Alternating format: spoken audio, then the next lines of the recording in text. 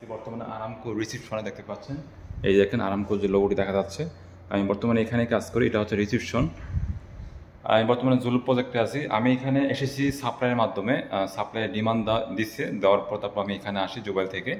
তো আপনারা যারা দেখা গেছে মোটামুটি ইংলিশ জানা আছে, হিন্দি কথা বলতে পারেন, ইংলিশ কথা বলতে পারেন, ইংলিশ তারপরে আরবিক, তাহলে আপনার এই সমস্ত কাজে কিন্তু আসতে পারেন। ঠিক আছে, আমার এখানে কোনো লোক লাগে না। আপনার হয়তো অনেকে প্রশ্ন করেন আপনার এখানে কোনো লোক লাগে কিনা।